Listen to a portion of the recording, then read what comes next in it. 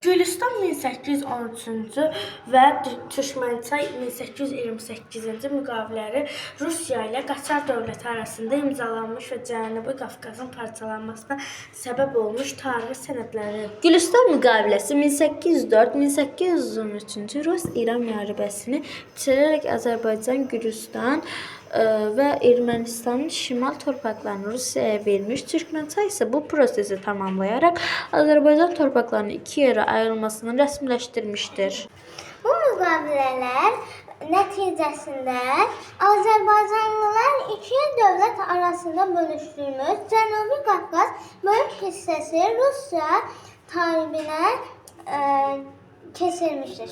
Hər iki müqavilə Azərbaycanlıların milli birliyini pozmuş, torpaqlarını iki imperiya arasında bölmüş və Cənubi Qafqazın siyasi xəritəsini dəyişmişdir.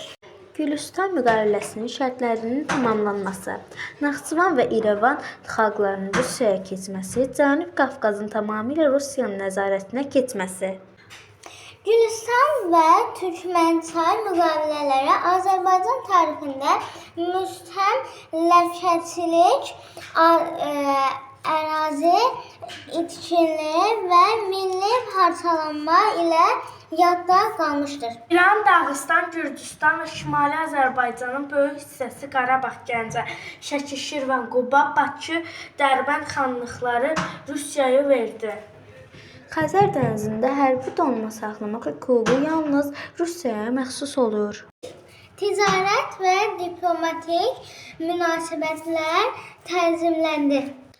Hər iki müqavilə Azərbaycan xalqı üçün ağır və ədalətsiz hesab olunur. Milli birliyin pozulmasına və uzunmüddətli siyasi problemlərə yol açdı.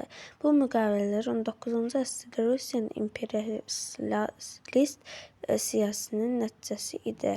Sonrakı müqavilələrin xüsusilə Qarabağ məsələsinin tarixi əsası formalaşdı.